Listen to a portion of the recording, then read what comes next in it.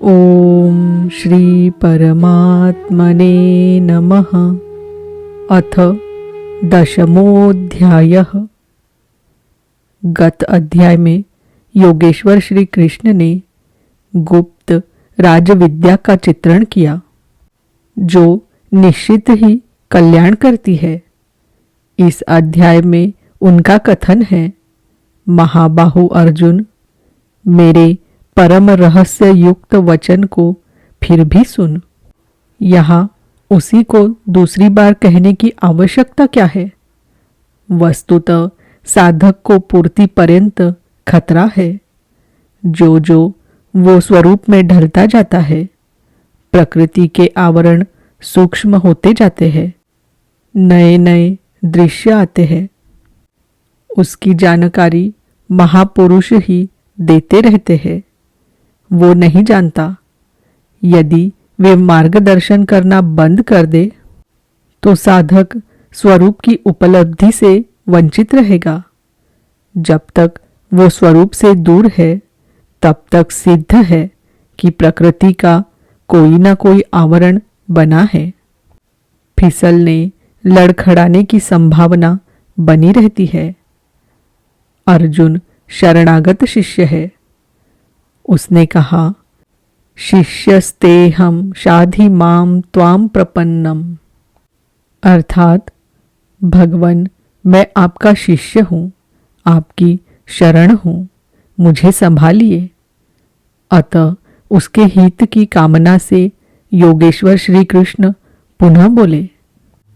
श्री भगवानुवाच, भूय एव महाबाहो शृणु मे परमं वचः, यत्तेऽहं प्रीयमाणाय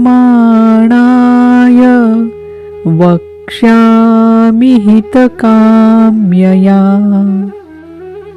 महाबाहु अर्जुन, मेरे परम प्रभाव युक्त वचन को पुनः सुन, जो मैं तुझ अतिशय प्रेम रखने वाले के हित की इच्छा से कहूँगा।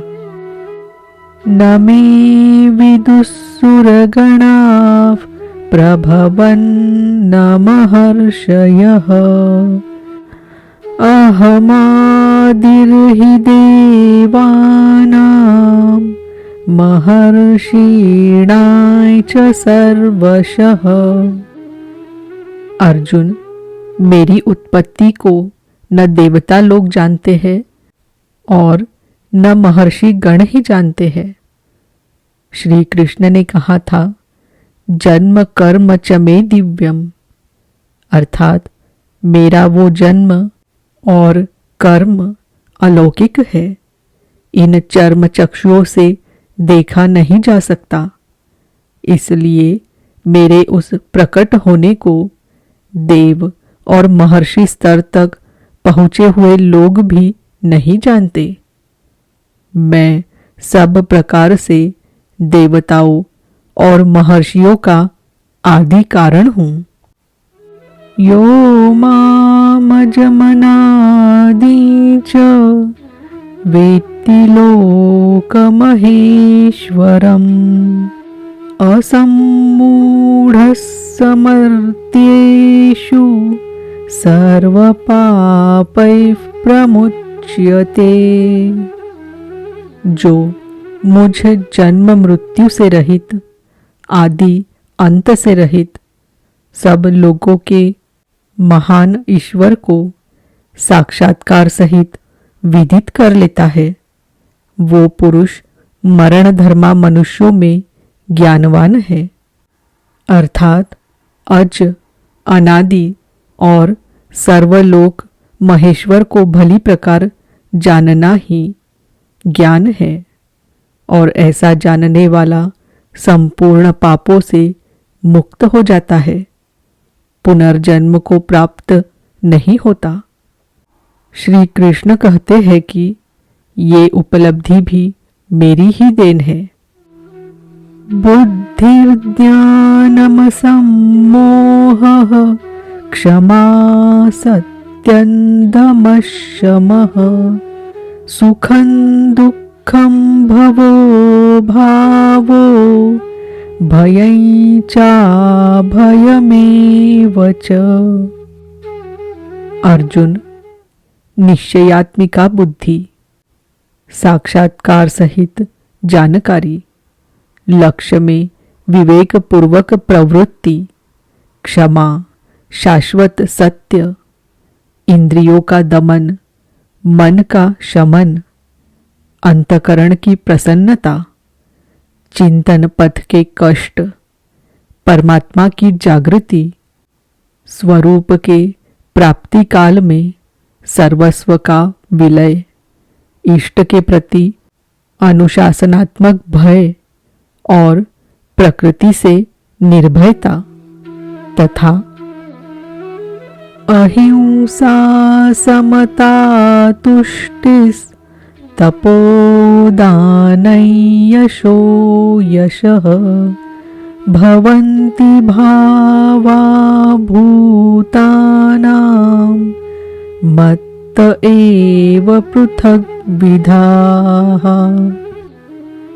अहिंसा अर्थात अपने आत्मा को अधोगति में न पहुंचाने का आचरण, समता जिसमें विषमता न हो, संतोष, तप, मन सहित इंद्रियों को लक्ष्य के अनुरूप तपाना, दान अर्थात सर्वस्व का समर्पण, भगवत पथ में मान अपमान का सहन, इस प्रकार प्राणियों के उपर्युक्त भाव मुझसे ही होते हैं।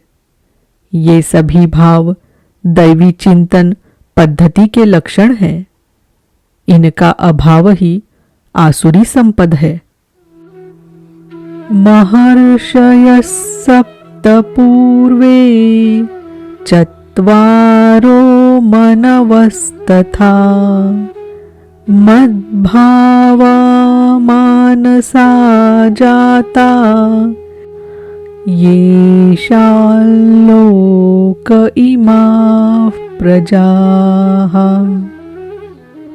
सप्तर्षि अर्थात योग की 7 क्रमिक भूमिकाएं, शुभेच्छा, सुविचारणा, तनुमानसी, सत्वापत्ति, असंसक्ति, पदार्थ भावना और तुर्यगा तथा इनके अनुरूप अंतकरण चतुष्टय, मन, बुद्धि, चित्त और अहंकार।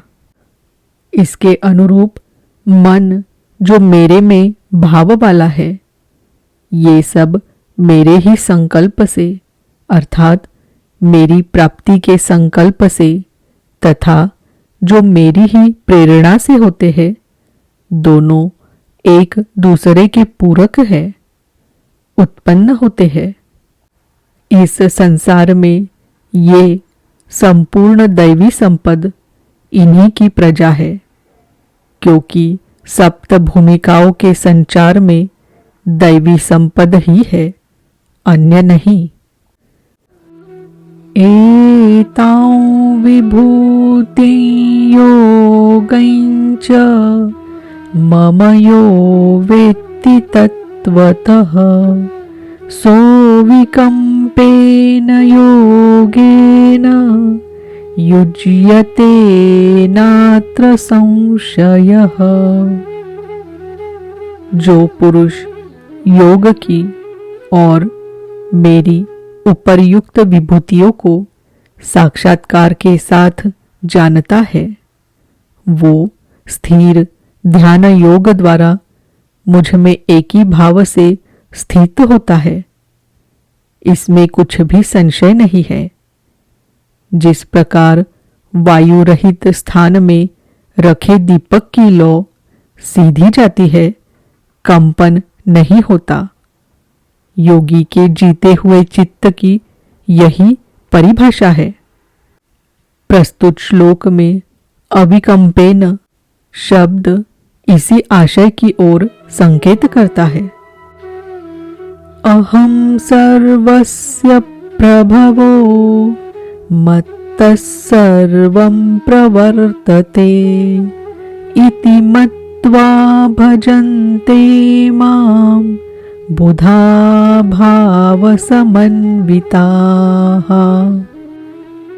मैं संपूर्ण जगत की उत्पत्ति का कारण हूँ।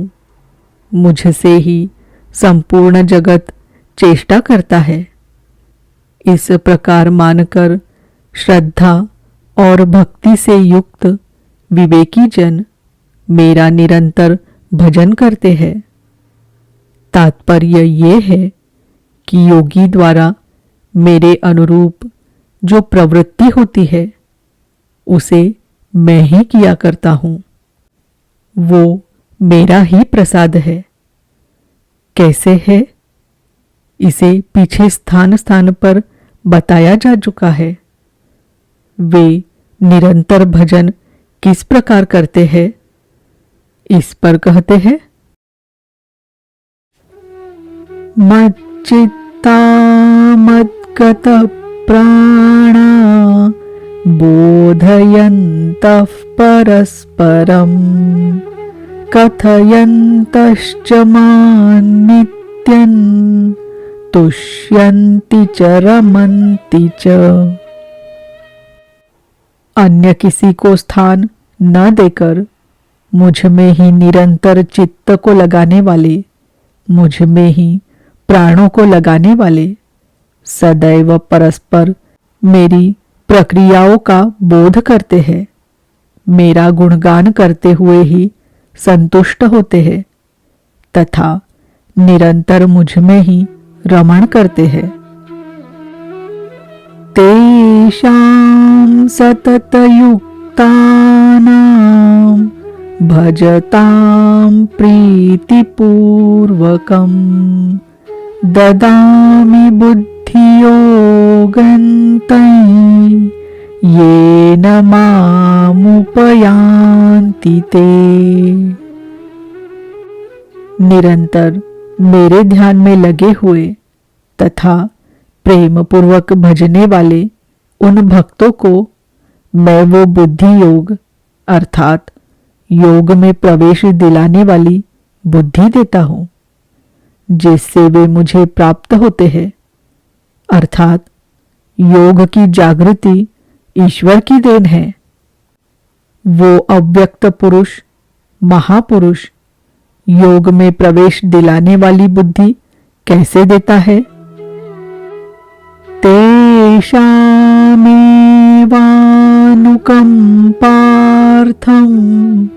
अहमज्ञानजन्तमः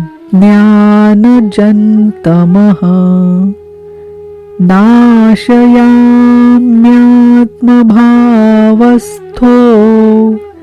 ज्ञानदीपेन भास्वता।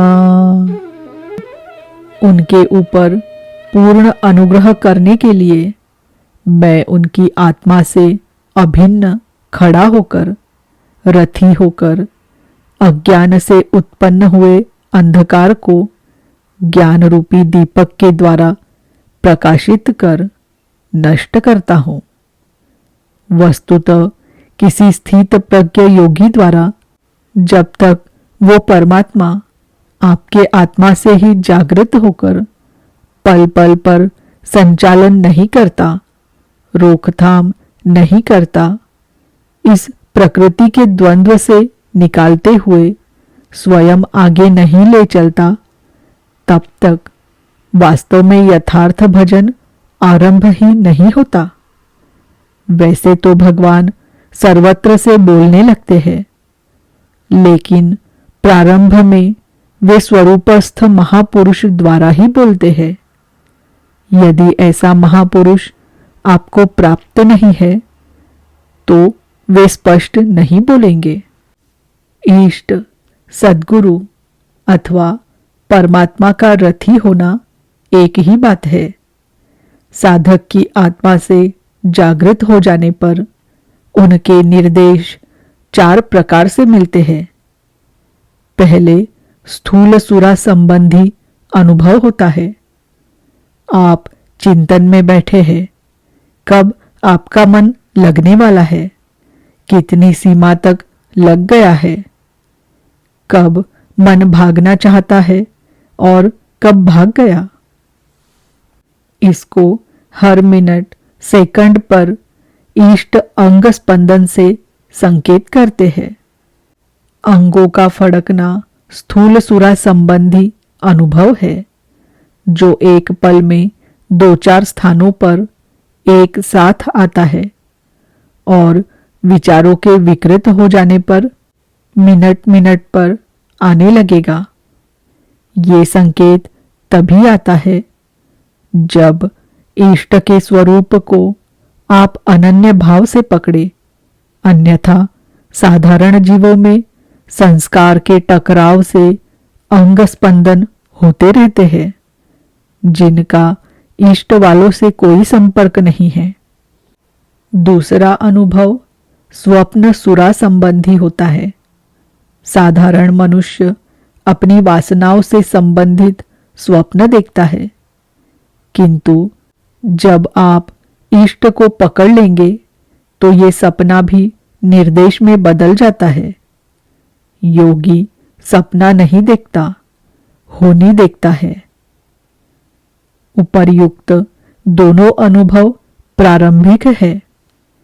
किसी तत्व स्थित महापुरुष के सानिध्य से मन में उनके प्रति श्रद्धा रखने मात्र से उनकी टूटी फूटी सेवा से भी जागृत हो जाते हैं, किंतु इन दोनों से भी सूक्ष्म शेष 2 अनुभव क्रियात्मक है, जिन्हें चलकर ही देखा जा सकता है। तीसरा अनुभव सुषुप्ति सुरा संबंधी होता है। संसार में सब सोते ही तो है, मोह निशा में सभी अचेत पड़े हैं। रात दिन जो कुछ करते हैं स्वप्न ही तो है। यहाँ सुषुप्ति का शुद्ध अर्थ है जब परमात्मा के चिंतन की ऐसी डोरी लग जाए कि सूरत अर्थात ख्याल एकदम स्थिर हो जाए, शरीर जागता रहे और मन सुप्त हो जाए। ऐसी अवस्था में वो इष्ट देव फिर अपना एक संकेत देंगे। योग की अवस्था के अनुरूप एक रूपक दृश्य आता है जो सही दिशा प्रदान करता है, भूत भविष्य से अवगत कराता है। पूज्य महाराज जी कहा करते थे कि डॉक्टर जैसे बेहोशी की दवा देकर, उचित उपचार देकर होश में लाता है, ऐसे ही भगवान बता देते हैं। चौथा और अंतिम अनुभव समसुरा संबंधी है। जिसमें सूरत लगाई थी उस परमात्मा से समत्व प्राप्त हो गया।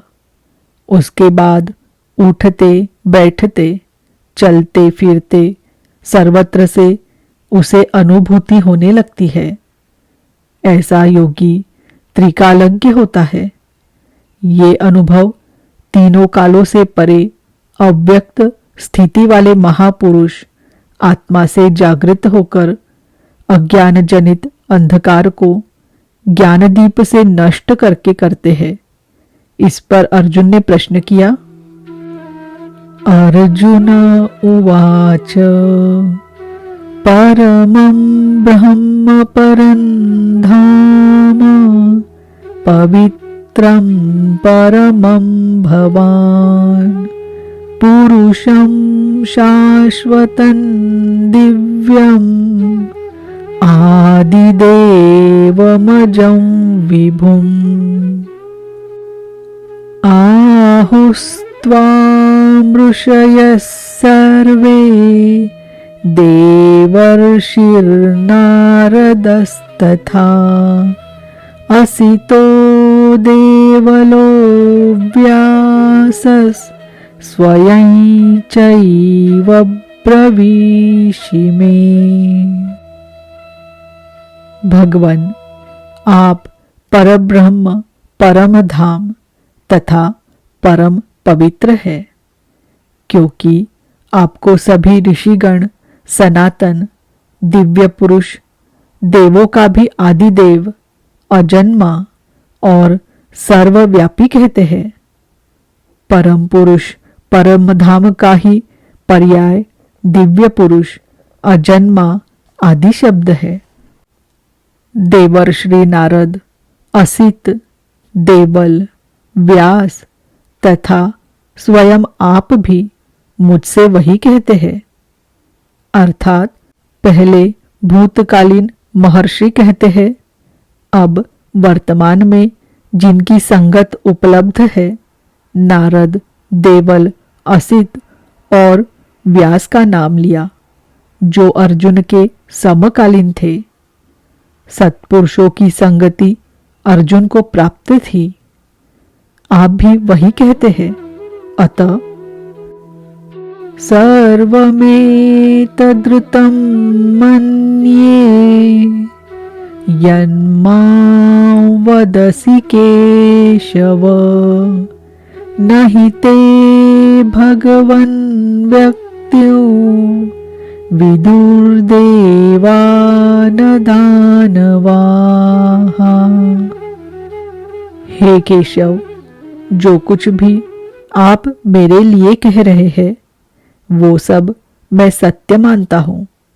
आपके व्यक्तित्व को न देवता और न दानव ही जानते हैं। स्वयमेवात्मनात्मानं वेत्थत्वं पुरुषोत्तम, भूतभावन भूतेश देवदेव जगत्पते। हे भूतों को उत्पन्न करने वाले, हे भूतों के ईश्वर, हे देवदेव, हे जगत के स्वामी, हे पुरुषों में उत्तम। स्वयं आप ही अपने को जानते हैं अथवा जिसकी आत्मा में जागृत होकर आप जना देते हैं वही जानता है। ये भी आपके द्वारा आपका जानना हुआ। इसलिए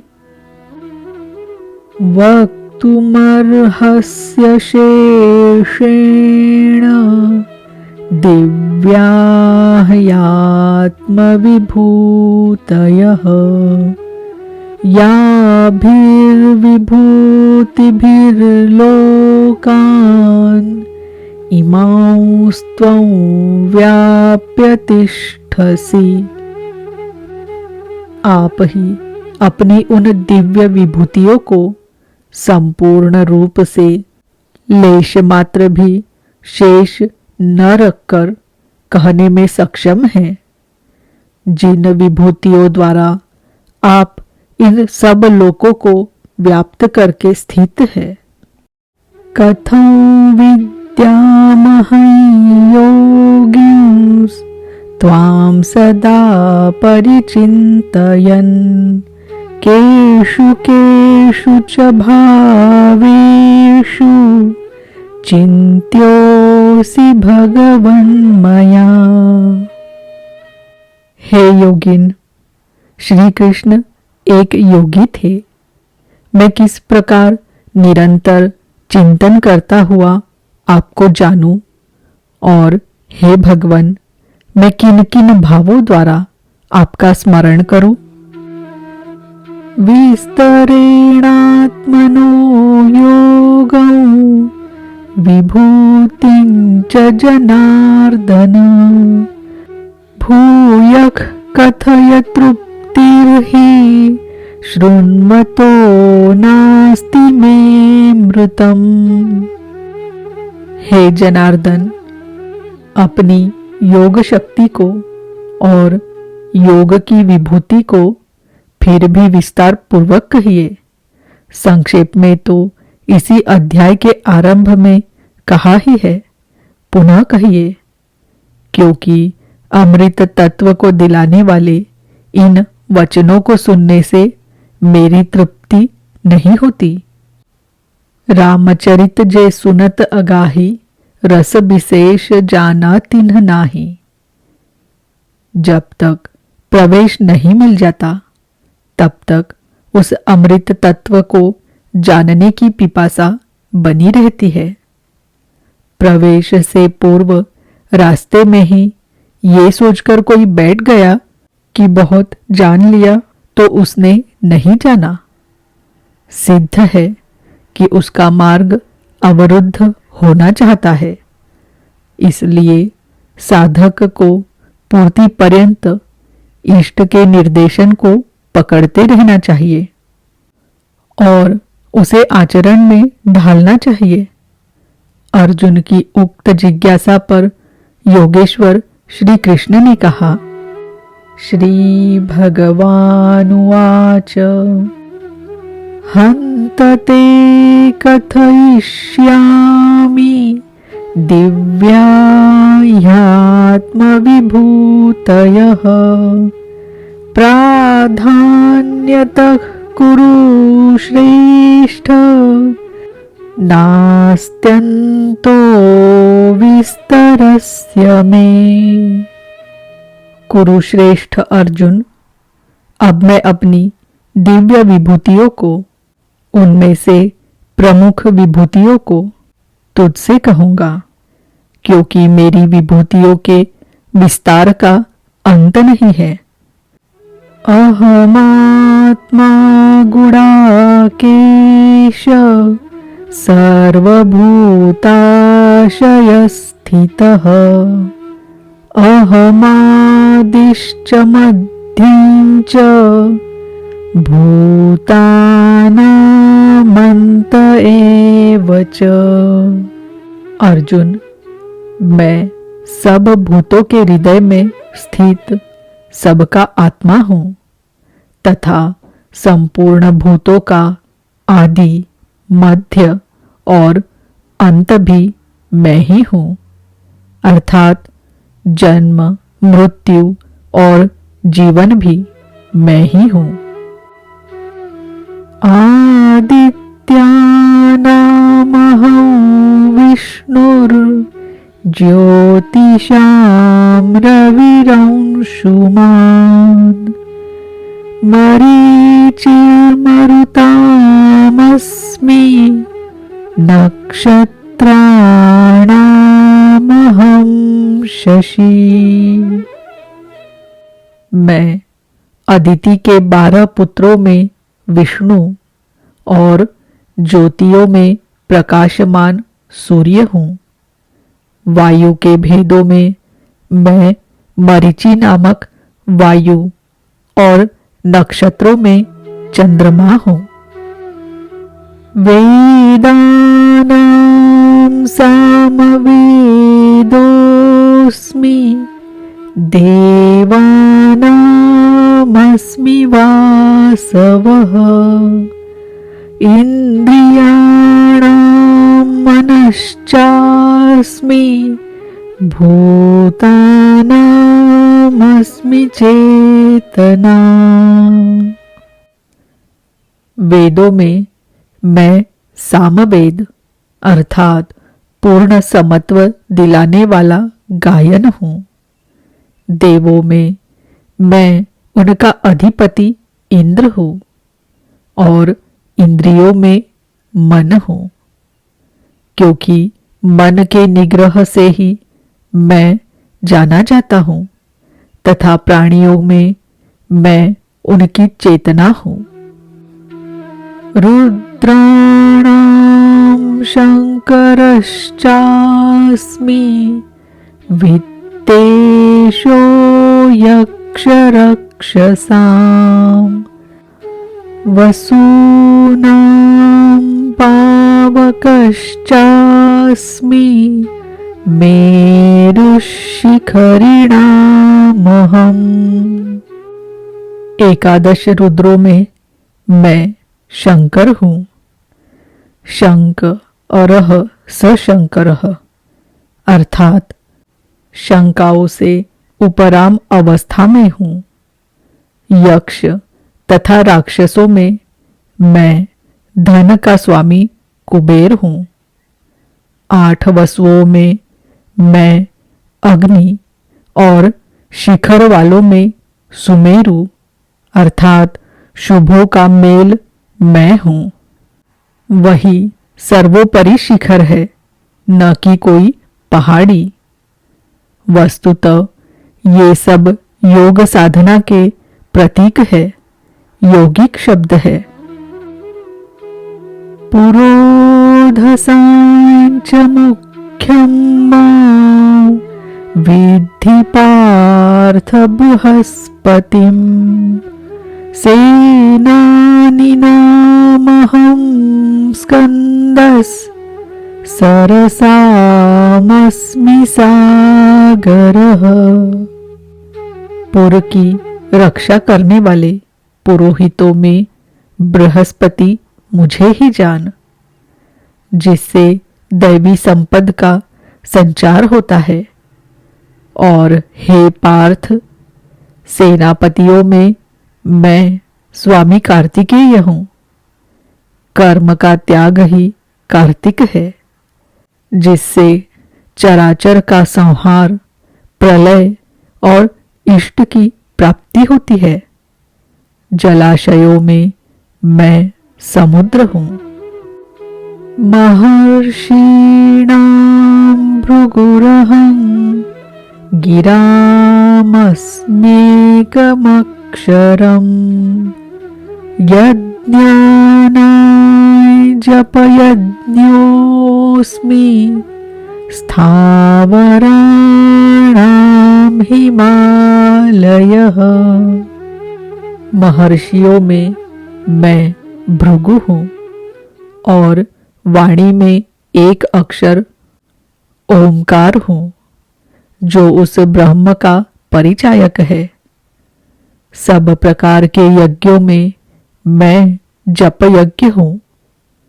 यज्ञ परम में प्रवेश दिला देने वाली आराधना की विधि विशेष का चित्रण है। उसका सारांश है स्वरूप का स्मरण और नाम का जप। दो वाणियों से पार हो जाने पर नाम जब यज्ञ की श्रेणी में आता है तो वाणी से नहीं जपा जाता, न चिंतन से, न कंठ से, बल्कि वो श्वास में जागृत हो जाता है। केवल सूरत को श्वास के पास लगाकर मन से अविरल चलना भर पड़ता है। यज्ञ की श्रेणी वाले नाम का उतार चढ़ाव श्वास पर निर्भर है। ये क्रियात्मक है। स्थिर रहने वालों में मैं हिमालय हूं। शीतल, सम और अचल एकमात्र परमात्मा है। जब प्रलय हुआ तब मनु उसी शिखर में बंध गया। अचल, सम और शांत ब्रह्म का प्रलय नहीं होता। उस ब्रह्म की पकड़ मैं हूं। अश्वत्थः सर्ववृक्षाणां देवर्षीणां च नारदः गन्धर्वाणां चित्ररथस् सिद्धानां कपिलो मुनिः। सब वृक्षों में मैं अश्वत्थ हूं। अश्वः कल तक भी जिसके रहने की गारंटी नहीं दी जा सकती, ऐसा ऊर्ध्वमूल मधशाखम अश्वत्थम अर्थात ऊपर परमात्मा जिसका मूल है, नीचे प्रकृति जिसकी शाखाएं है, ऐसा संसार ही एक वृक्ष है जिसे पीपल की संज्ञा दी गई है। सामान्य पीपल का वृक्ष नहीं कि पूजा करने लगे। इसी पर कहते हैं कि वो मैं हूं। और देवर्षियों में मैं नारद हूं। नादस्य रंध्रः स नारदः। दैवी संपद इतनी सूक्ष्म हो गई कि स्वर में उठने वाली ध्वनि अर्थात नाद पकड़ में आ जाए, ऐसी जागृति मैं हूं। गंधर्वों में मैं चित्ररथ हूं, अर्थात गायन चिंतन करने वाली प्रवृत्तियों में जब स्वरूप चित्रित होने लगे, वो अवस्था विशेष मैं हूं। सिद्धों में मैं कपिल मुनि हूं, काया ही कपिल है। इसमें जब लव लग जाए, ऐसी ईश्वरीय संचार की अवस्था मैं हूं। उच्चैश्रवसमश्वानां विद्धि माममृतोद्भवम् ऐरावतं गजेन्द्राणां नराणाय च नराधिपम्। घोड़ों में मैं अमृत से उत्पन्न होने वाला उच्चैश्रवा नामक घोड़ा हूं। दुनिया में हर वस्तु नाशवान है, आत्मा ही अजर अमर अमृत स्वरूप है। इस अमृत स्वरूप से जिसका संचार है, वो घोड़ा मैं हूं। घोड़ा गति का प्रतीक है। आत्म तत्व को ग्रहण करने में मन जब उधर गति पकड़ता है, घोड़ा है। ऐसी गति मैं हूं। हाथियों में ऐरावत नामक हाथी मैं हूं। मनुष्यों में राजा मुझको जान। वस्तुतः महापुरुष ही राजा है, जिसके पास अभाव नहीं है। आयुधानामहं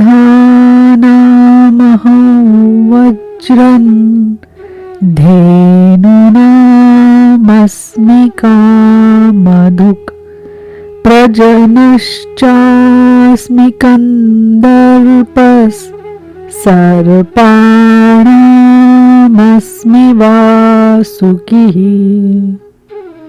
शस्त्रों में मैं वज्र हूं, गायों में कामधेनु हूं। कामधेनु कोई ऐसी गाय नहीं है जो दूध के स्थान पर मनचाहा व्यंजन परोसती हो। ऋषियों में वशिष्ठ के पास कामधेनु थी। वस्तुतः गो इंद्रियों को कहते हैं। इंद्रियों का संयत होना इष्ट को वश में रखने वाले में पाया जाता है। जिसकी इंद्रियां ईश्वर के अनुरूप स्थिर हो जाती है, उसके लिए उसी की इंद्रियां कामधेनु बन जाती है। फिर तो जो इच्छा करी हहु मन माही, हरि प्रसाद कछु दुर्लभ नाही। अर्थात उसके लिए कुछ भी दुर्लभ नहीं रहता। प्रजनन करने वालों में नवीन स्थितियों को प्रकट करने वाला मैं हूं। प्रजनन एक तो लड़का बाहर पैदा किया जाता है। चराचर में रात दिन पैदा ही होते हैं। चूहे चींटी रात दिन करते हैं ऐसा नहीं, बल्कि एक स्थिति से दूसरी स्थिति, इस प्रकार वृत्तियों का परिवर्तन होता है। वो परिवर्तित स्वरूप मैं हूं। सर्पों में मैं वासुकी हूं।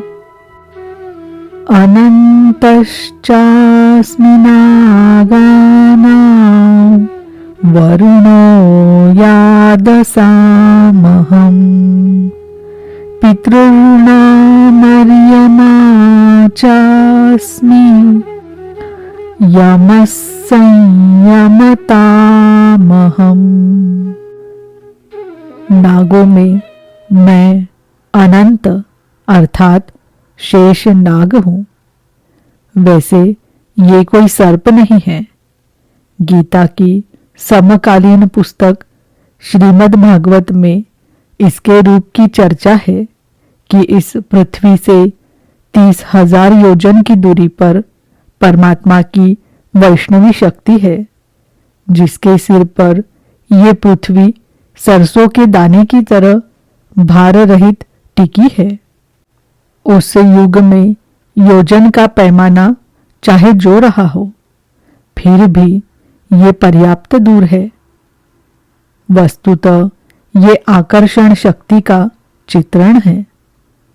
वैज्ञानिकों ने जिसे ईथर माना है, ग्रह उपग्रह सभी उसी शक्ति के आधार पर टिके हैं। उस शून्य में ग्रहों का कोई भार भी नहीं है। वो शक्ति सर्प की कुंडली की तरह सभी ग्रहों को लपेटे है। यही है वो अनंत जिससे पृथ्वी धारण की जाती है। श्री कृष्ण कहते हैं, ऐसी ईश्वरीय शक्ति मैं हूं। जलचरों में उनका अधिपति वरुण हूं तथा पितरों में अर्यमा हूं। अहिंसा, सत्य, अस्तेय, ब्रह्मचर्य और अपरिग्रह 5 यम है। इनके पालन में आने वाले विकारों को काटना अरह है। विकारों के शमन से पितृ अर्थात भूत संस्कार तृप्त होते हैं, निवृत्ति प्रदान कर देते हैं। शासन करने वालों में मैं यमराज हूं, अर्थात उपर्युक्त यमों का नियामक हूं।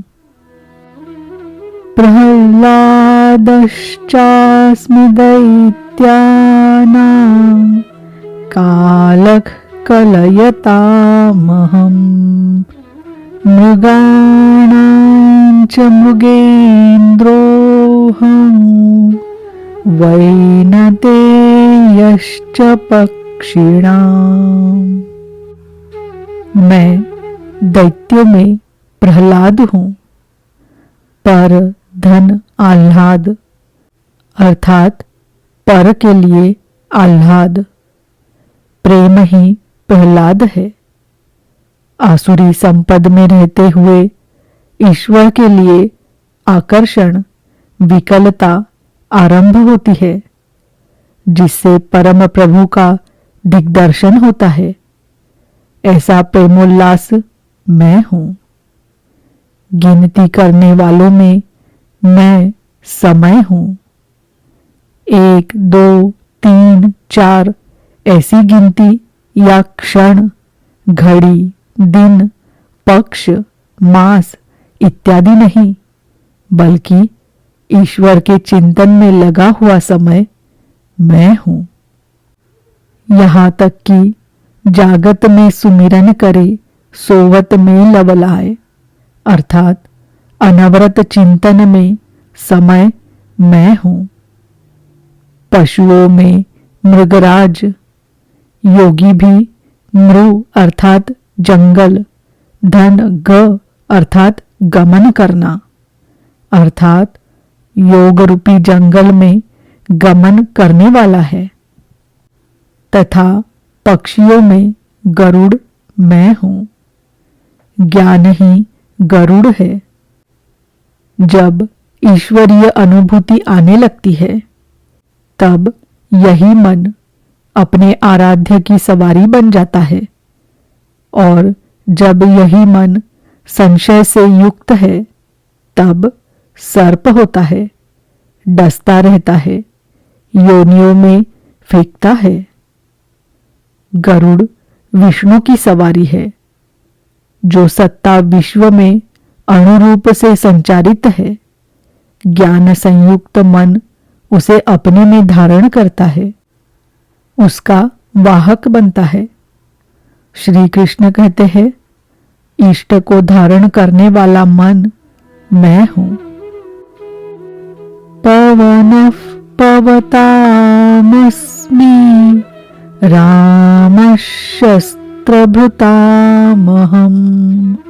झषाणां मकरश्चास्मि स्रोतसामस्मि जाह्नवी।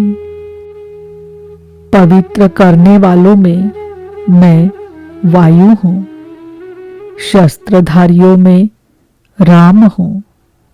रमन्ते योगिनः यस्मिन् स रामः। योगी किसमें रमण करते हैं? अनुभव में। ईश्वर इष्ट रूप में जो निर्देशन देता है, योगी उसमें रमण करते हैं। उस जागृति का नाम राम है और वो जागृति मैं हूँ। मछलियों में मगर तथा नदियों में गंगा मैं हूँ। सर्गाणामादिरन्तश्च मध्यं चैवाहमर्जुन। अध्यात्मविद्या विद्यानां वादः प्रवदतामहम्। हे अर्जुन, सृष्टियों का आदि, अंत और मध्य मैं ही हूँ। विद्याओं में अध्यात्म विद्या मैं हूँ। जो आत्मा का आधिपत्य दिला दे वो विद्या मैं हूँ। संसार में अधिकांश प्राणी माया के आधिपत्य में है। राग, द्वेष, काल, कर्म, स्वभाव और गुणों से प्रेरित है। इनके आधिपत्य से निकालकर आत्मा के आधिपत्य में ले जाने वाली विद्या मैं हूँ, जिसे अध्यात्म विद्या कहते हैं। परस्पर होने वाले विवादों में, ब्रह्म चर्चा में जो निर्णायक है, ऐसी वार्ता मैं हूँ। शेष निर्णय तो अनिर्णित होते हैं। अक्षराणामकारोऽस्मि द्वन्द्वः सामासिकस्य च। अहमेवाक्षयः कालो धाताहं विश्वतो मुखः। मैं अक्षरों में अकार, ओंकार तथा समासों में द्वंद्व नामक समास हूँ। साधना की उन्नत अवस्था में मन सिमटते सिमटते केवल साधक और इष्ट आमने सामने रह जाते हैं। शेष कोई संकल्प नहीं रह जाता। स्वामी सेवक में संघर्ष है, किंतु द्वंद्व की ये अवस्था भगवान की देन है। अक्षय काल मैं हूँ। काल सदैव परिवर्तनशील है, किंतु वो समय जो अक्षय, अजर, अमर परमात्मा में प्रवेश दिलाता है, वो अवस्था मैं हूँ। विराट स्वरूप अर्थात सर्वत्र व्याप्त, सबको धारण पोषण करने वाला भी मैं ही हूँ। मृत्युः सर्वहरश्चाहम् उद्भवश्च भविष्यताम्। कीर्तिश्रीर्वाक्च नारीणां स्मृतिर्मेधा धृतिक्षमा। मैं सबका नाश करने वाला मृत्यु और आगे होने वालों की उत्पत्ति का कारण हूँ। स्त्रियों में मैं यश, शक्ति, वाक्पटुता, स्मृति, मेधा अर्थात बुद्धि, धैर्य और क्षमा हूँ। योगेश्वर श्री कृष्ण के अनुसार द्वाविमौ पुरुषौ लोके क्षरश्चाक्षर एव च, अर्थात पुरुष दो ही प्रकार के होते हैं, क्षर और अक्षर। संपूर्ण भूतादिकों की उत्पत्ति और विनाश वाले ये शरीर क्षर पुरुष है। ये नर, मादा, पुरुष अथवा स्त्री कुछ भी कहलाए, श्री कृष्ण के शब्दों में पुरुष ही है। दूसरा है अक्षर पुरुष, जो कूटस्थ चित्त के स्थिर काल में देखने में आता है। यही कारण है कि इस योग पथ में स्त्री पुरुष सभी समान स्थिति के महापुरुष होते आए हैं, किंतु यहाँ स्मृति, शक्ति, बुद्धि इत्यादि स्त्रियों के ही गुण बताए गए। क्या इन सद्गुणों की आवश्यकता पुरुषों के लिए नहीं है? कौन ऐसा पुरुष है जो श्रीमान, कीर्तिमान, वक्ता, स्मरण शक्ति संपन्न, मेधावी, धैर्यवान और क्षमावान नहीं बनना चाहता? बौद्धिक स्तर पर कमजोर लड़कों में इन्हीं गुणों का विकास करने के लिए माता पिता पढ़ाई की अतिरिक्त व्यवस्था करते हैं। यहाँ कहते हैं कि ये लक्षण केवल स्त्रियों में पाए जाते हैं। ये गुण अर्जुन में भी थे, जबकि अर्जुन नर है। युद्ध के आरंभ में ही वो पीछे हट गया। भले ही शस्त्रधारी कौरव मुझे मार डाले, गोविंद मैं युद्ध नहीं करूँगा। भगवान ने कहा, अर्जुन यदि तुम इस धर्ममय युद्ध को नहीं करोगे तो स्वधर्म, कीर्ति और यश खोकर पाप को प्राप्त होगे। वैरी लोग तुम्हारी अपकीर्ति का दीर्घकाल तक गायन करेंगे। माननीय पुरुष के लिए अपकीर्ति मृत्यु से भी बढ़कर होती है। यहाँ पुरुष के लिए भी कीर्ति आवश्यक बताया गया। गीता के समापन पर संजय ने निर्णय दिया कि जहाँ योगेश्वर श्री कृष्ण है, धनुर्धर पार्थ है, वही श्री है, विजय है, विभूति और अचल नीति है। ऐसा मेरा मत है। कीर्ति, श्री, विभूति ये गुण तो नारियों के हैं, अर्जुन के साथ कैसे? अध्याय 15/15 में भगवान कहते हैं, सर्वस्य चाहै हृदि सन्निविष्टो मत्तः स्मृतिर्ज्ञानमपोहनञ्च। अर्थात अर्जुन, मैं सबके हृदय में समाविष्ट होकर सदा निवास करता हूँ। बुद्धि, स्मृति, ज्ञान अर्थात वास्तविक जानकारी और विकारों से अलग रहने की क्षमता मेरी देन है। वस्तुतः मानव की चित्तवृत्ति ही नारी है। शरीर तो वस्त्र मात्र है। स्त्री, पुरुष, नपुंसक इत्यादि शरीर की आकृतियां है, स्वरूप की नहीं। शरीर के अंतराल में चित्तवृत्ति प्रकृति की ओर स्वयमेव प्रवाहमान है। इन वृत्तियों में ईश्वरीय भाव, स्मृति, मेधा, धैर्य, क्षमा इत्यादि गुण भगवान से ही प्रसारित होते हैं। इन गुणों द्वारा मानव लोक में समृद्धि और परम श्रेय के पथ को प्रशस्त करता है। इन गुणों को धारण करना स्त्रीलिंग, पुल्लिंग सबके लिए उपयोगी है, जो मुझसे होते हैं। बृहत् साम तथा सामना गायत्री छन्दसामहं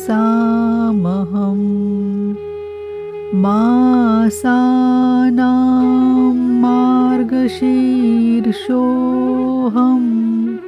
ऋतूनां कुसुमाकरः। गायन करने योग्य श्रुतियों में मैं बृहत साम अर्थात बृहत से संयुक्त समत्व दिलाने वाला गायन हूँ, अर्थात ऐसी जागृति मैं हूँ। छंदों में गायत्री छंद मैं हूँ। गायत्री कोई ऐसा मंत्र नहीं है जिसे पढ़ने से मुक्ति मिलती हो, वरन एक समर्पणात्मक छंद है। 3 बार विचलित होने के पश्चात ऋषि विश्वामित्र ने अपने को इष्ट के प्रति समर्पित करते हुए कहा, ओम भूर्भुवस्वः तत्सवितुर्वरेण्यं भर्गो देवस्य धीमहि धियो यो नः प्रचोदयात्। अर्थात भू, भुवः और स्वः तीनों लोकों में तत्व रूप से व्याप्त देव आप ही वरेण्य हैं। हमें ऐसी बुद्धि दे, ऐसी प्रेरणा करे कि हम लक्ष्य को प्राप्त कर ले।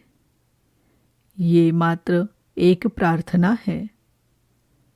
साधक अपनी बुद्धि से यथार्थ निर्णय नहीं ले पाता कि वो कब सही है और कब गलत। उसकी ये समर्पित प्रार्थना मैं हूँ, जिससे निश्चित कल्याण है, क्योंकि वो मेरे आश्रित हुआ है। मासों में शीर्षस्थ मार्ग मैं हूँ, और जिसमें सदैव बहार हो ऐसी ऋतु, हृदय की ऐसी अवस्था भी मैं ही हूँ। द्यूतैः छलयतामस्मि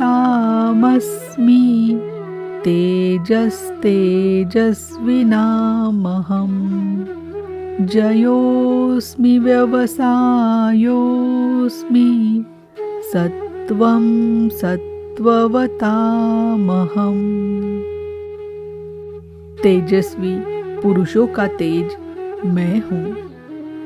जुए में छल करने वालों का छल मैं हूँ। तब तो अच्छा है कि जुआ खेले, उसमें कल बल छल करे, वही भगवान है। नहीं, ऐसा कुछ नहीं है। ये प्रकृति ही एक जुआ है, यही ठगिनी है।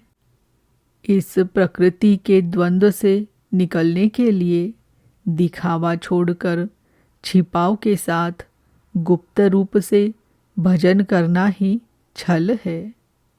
छल है तो नहीं, किंतु बचाव के लिए आवश्यक है।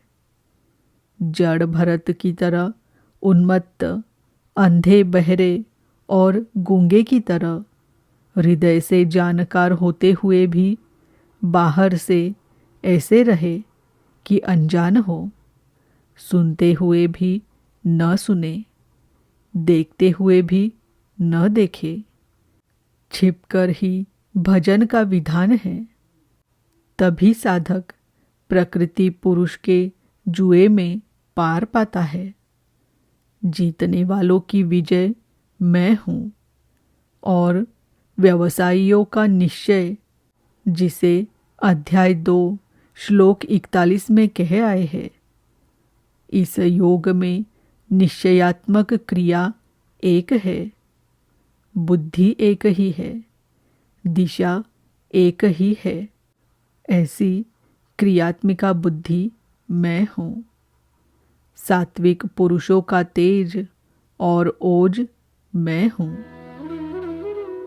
वृष्णीनां वासुदेवोऽस्मि पाण्डवानां धनञ्जयः मुनीनामप्यहं व्यासः कवीनामुशना कविः। वृष्णि वंश में मैं वासुदेव अर्थात सर्वत्र वास करने वाला देव हूँ। पांडवों में मैं धनंजय हूँ। पुण्य ही पांडु है और आत्मिक संपत्ति ही स्थिर संपत्ति है।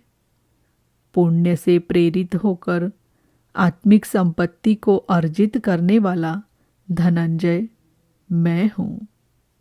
मुनियों में मैं व्यास हूँ।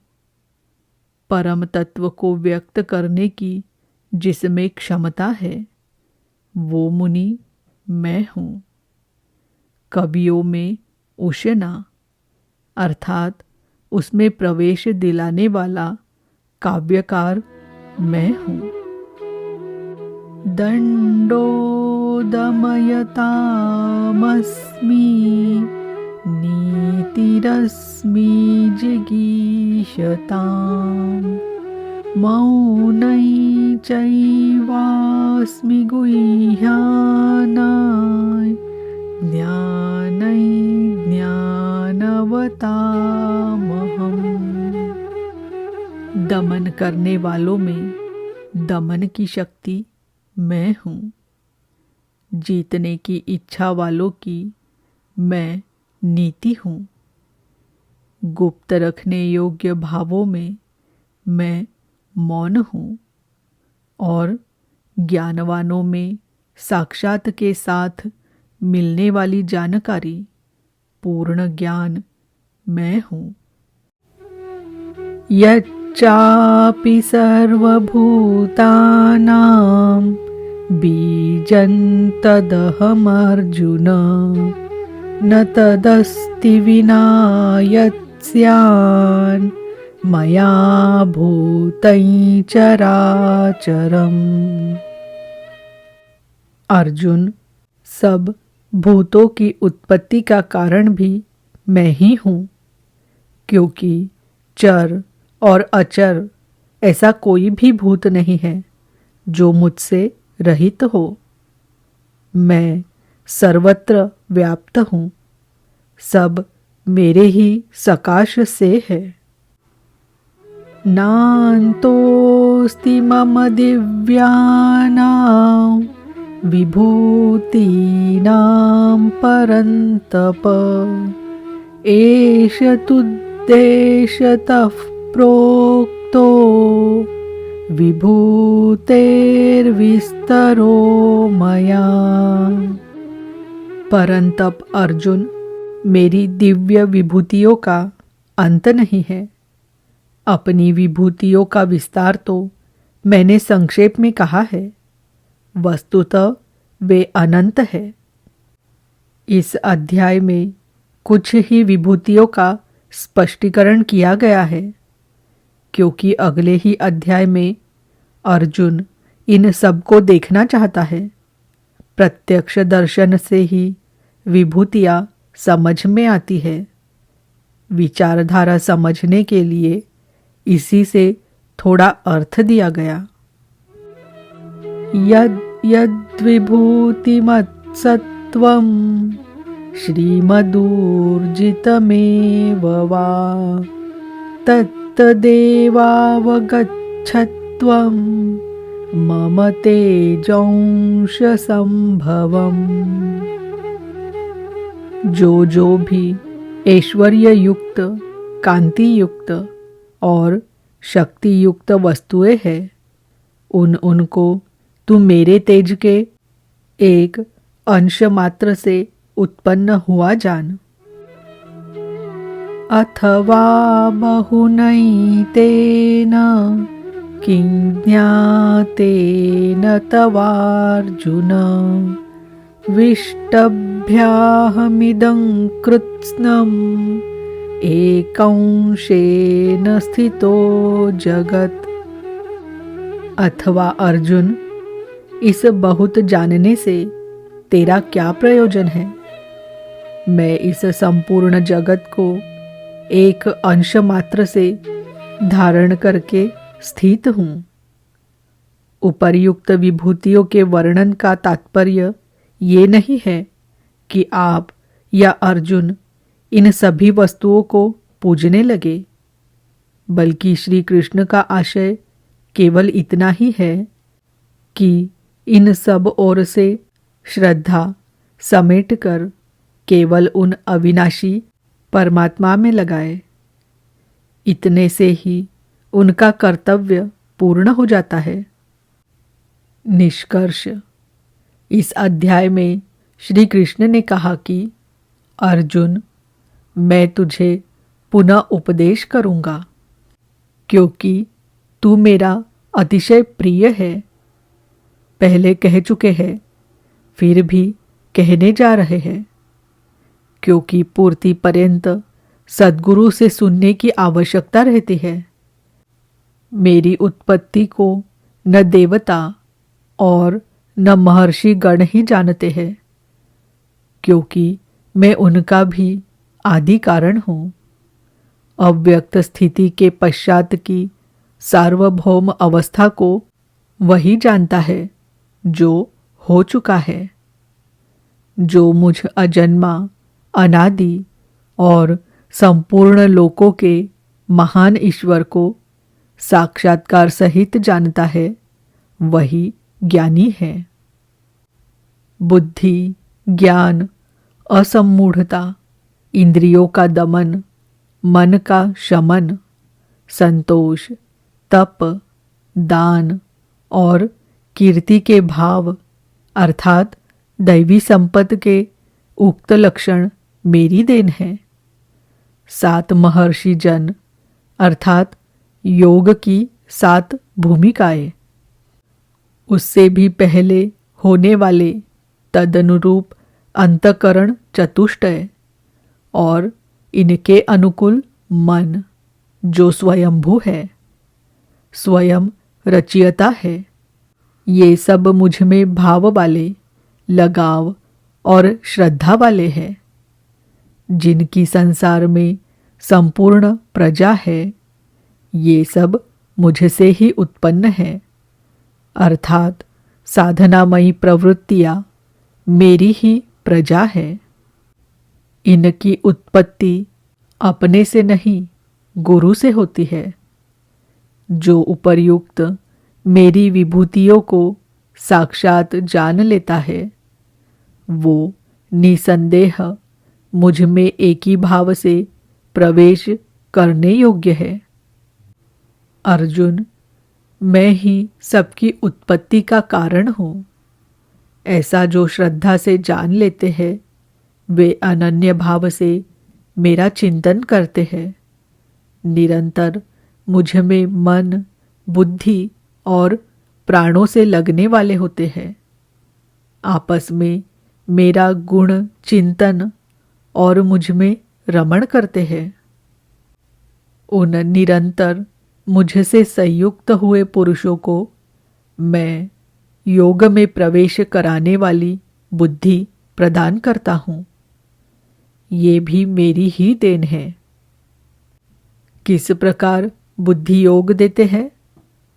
तो अर्जुन, आत्म भावस्थ अर्थात उनकी आत्मा में जागृत होकर खड़ा हो जाता हूँ और उनके हृदय में अज्ञान से उत्पन्न अंधकार को ज्ञान रूपी दीपक से नष्ट करता हूँ। अर्जुन ने प्रश्न किया कि भगवन, आप परम पवित्र, सनातन, दिव्य, अनादि और सर्वत्र व्याप्त है, ऐसा महर्षिगण कहते हैं, तथा वर्तमान में देवर्षि नारद, देवल, व्यास और आप भी वही कहते हैं। ये सत्य भी है कि आपको न देवता जानते हैं और न दानव। स्वयं आप जिसे जना दे वही जान पाता है। आप ही अपनी विभूतियों को कहने में समर्थ है। अतः जनार्दन, आप अपनी विभूतियों को विस्तार से कहिए। पूर्ति पर्यंत इष्ट से सुनते रहने की उत्कंठा बनी रहनी चाहिए। आगे इष्ट के अंतराल में क्या है, उसे साधक क्या जाने। इस पर योगेश्वर श्री कृष्ण ने एक एक करके अपनी प्रमुख विभूतियों का लक्षण संक्षेप में बताया, जिनमें से कुछ तो योग साधन में प्रवेश करने के साथ मिलने वाली अंतरंग विभूतियों का चित्रण है और शेष कुछ समाज में रिद्धियों सिद्धियों के साथ पाई जाने वाली विभूतियों पर प्रकाश डाला। और अंत में उन्होंने बल देकर कहा, अर्जुन, बहुत कुछ जानने से तेरा क्या प्रयोजन है? इस संसार में जो कुछ भी तेज और ऐश्वर्य युक्त वस्तुएं हैं, वो सब मेरे तेज के अंश मात्र में स्थित है। वस्तुतः मेरी विभूतियाँ अपार है। ऐसा कहते हुए योगेश्वर ने इस अध्याय का पटाक्षेप किया। इस अध्याय में श्री कृष्ण ने अपनी विभूतियों की मात्र बौद्धिक जानकारी दी, जिससे अर्जुन की श्रद्धा सब ओर से सिमट कर एक इष्ट में लग जाए। किंतु बंधुओं, सब कुछ सुन लेने और बाल की खाल निकालकर समझ लेने के बाद भी चलकर उसे जानना शेष ही रहता है। ये क्रियात्मक पथ है। संपूर्ण अध्याय में योगेश्वर की विभूतियों का ही वर्णन है। अतः ओम तत्सदिति श्रीमद्भगवद्गीतासु उपनिषत्सु ब्रह्मविद्यायां योगशास्त्रे श्रीकृष्णार्जुन संवादे विभूतिवर्णनं नाम 10वाध्यायः। इस प्रकार श्रीमद् भगवद गीता रूपी उपनिषद एवं ब्रह्म विद्या तथा योग शास्त्र विषयक श्री कृष्ण और अर्जुन के संवाद में विभूति वर्णन नामक 10वां अध्याय पूर्ण होता है। हरि ओम तत्सत।